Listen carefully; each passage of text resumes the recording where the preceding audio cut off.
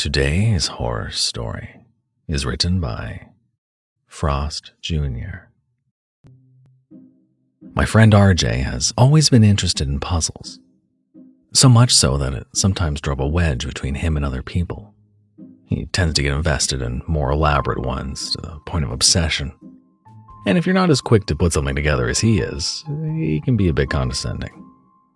Overall, I think he's got a good heart, though, so I don't mind the occasional assholery. I was sitting in the school cafeteria Thursday afternoon when RJ plopped himself down next to me. He wore that shit-eating grin that said, "Ted Ed just posted a new logic puzzle." "So, what have you got for me today?" I asked him. "Your parents are pretty chill, right?"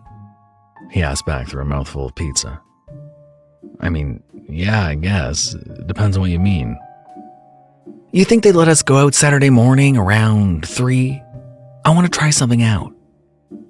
RJ had piqued my interest and was hamming it up now. He was trying to suppress a smile and act all mysterious, but it wasn't working. "You gotta tell me what it is first," I said, laughing to myself a little bit. I knew he wasn't gonna talk, though. He was relishing his little secret too much.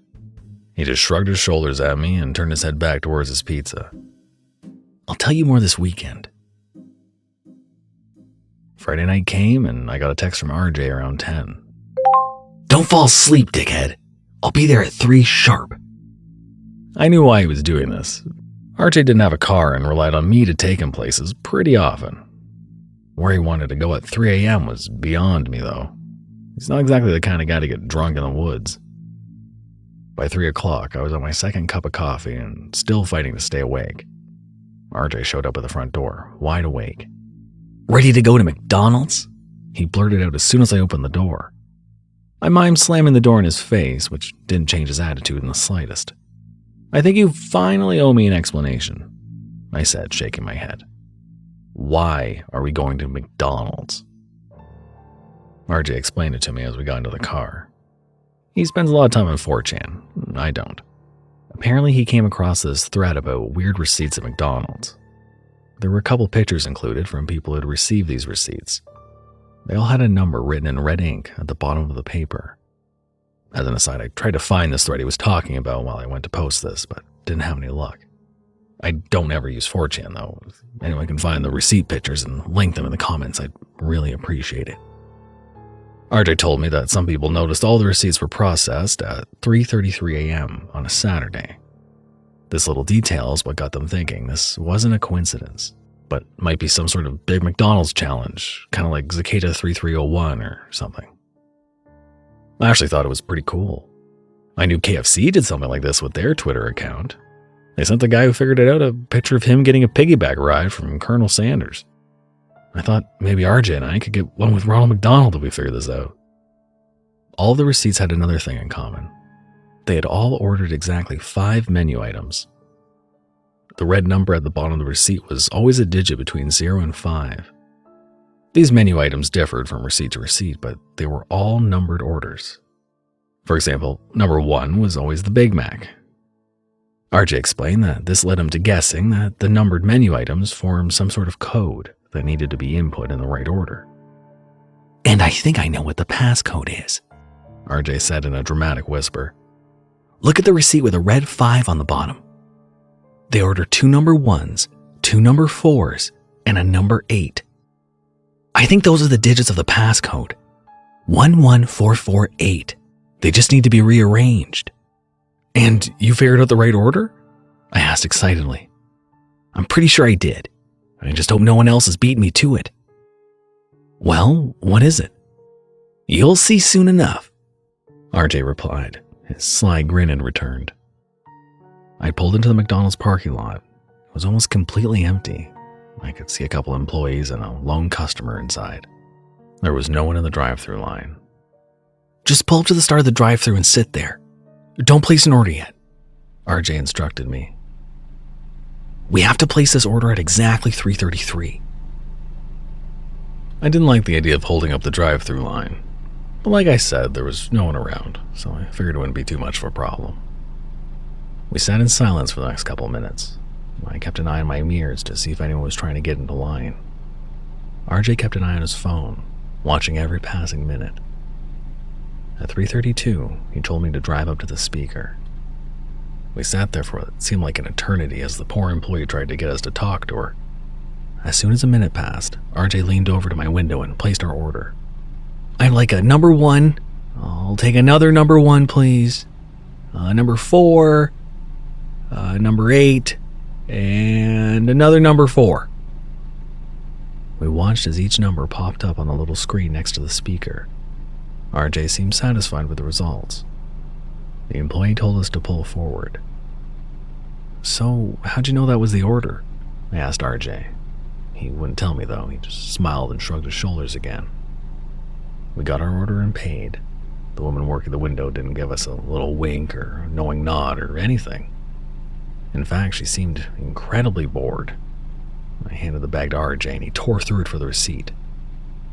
There, at the bottom instead of a red number, was a red address. "Holy shit," I muttered under my breath.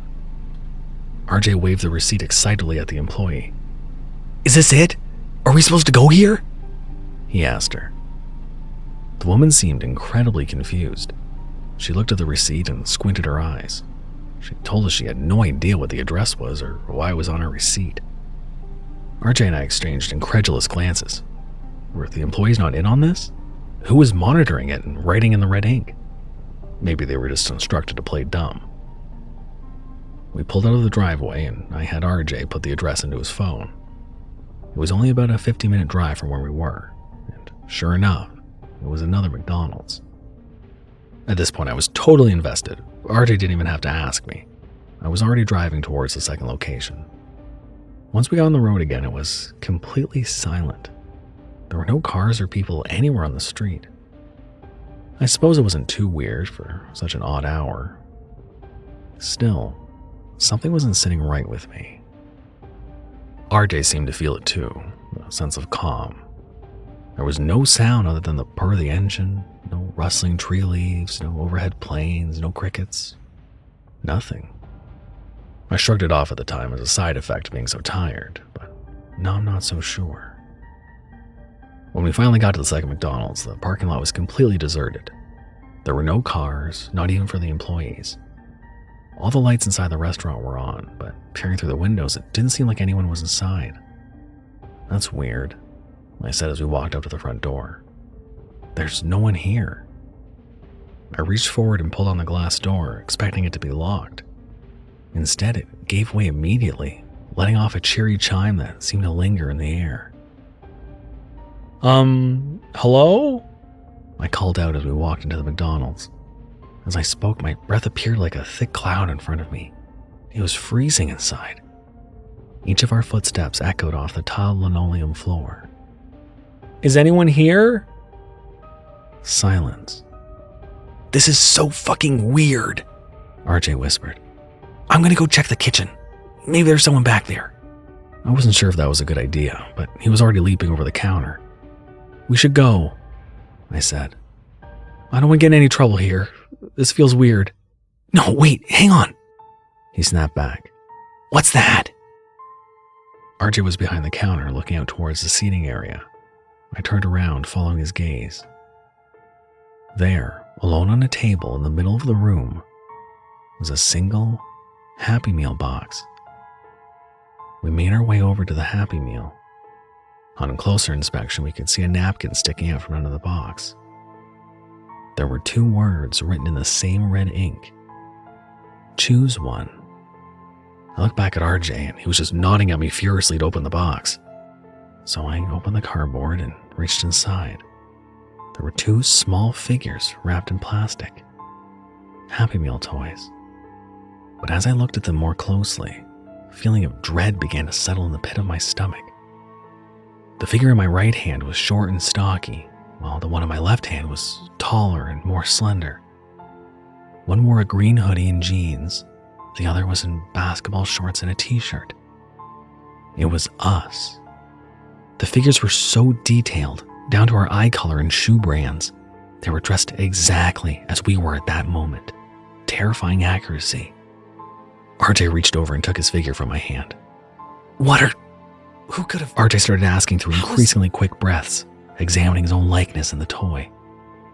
"Dude, we need to get out of here," I managed to whisper back to him. I didn't know what the fuck was going on, but I was thoroughly creeped out by the whole thing. This didn't feel like a fun puzzle anymore. I turned and bolted back towards the door, still clutching my figure. RJ just stood at the table, staring at his miniature. "Come on, man!" I yelled back at him as I threw myself into the door. The door gave way and I was met with a blast of heat. The silence seemed to crack as I crossed the threshold outside of the store. A train blared in the distance, a dog barked across the street. I could hear cars driving along the highway in the distance. A slight breeze scattered some leaves across the tarmac of the parking lot. It was as if the whole world collectively breathed out a sigh at once. I turned back to RJ. The store was completely dark. There were no lights on inside. RJ was gone. I was frozen in shock. I was standing inches from the door I'd just come out of, a door that now seemed to lead to an entirely different place. I finally came to my senses and pulled at the door in a panic, trying to get back inside. Maybe RJ just moved somewhere else, I thought. Surely he was right inside somewhere. However, the door wouldn't budge this time. It was locked. I was completely beside myself at this point, calling out for him in a frenzy and banging on the glass door. After a few minutes of screaming, I had to stop and catch my breath. I sat on the sidewalk in front of the door. I tried to stop myself from shaking and calm myself enough to analyze exactly what just happened and what I should do next. That's when I looked back down at the toy in my hand. It wasn't me anymore. It was a small replica of Ronald McDonald, but his eyes were pitch black. There was a little speaker on his chest and a button on his back. I threw it on the ground in sheer disbelief.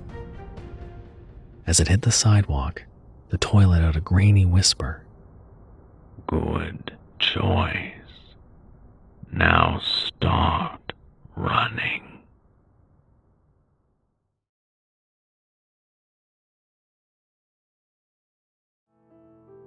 Thank you for listening. You can handle another horror story, right?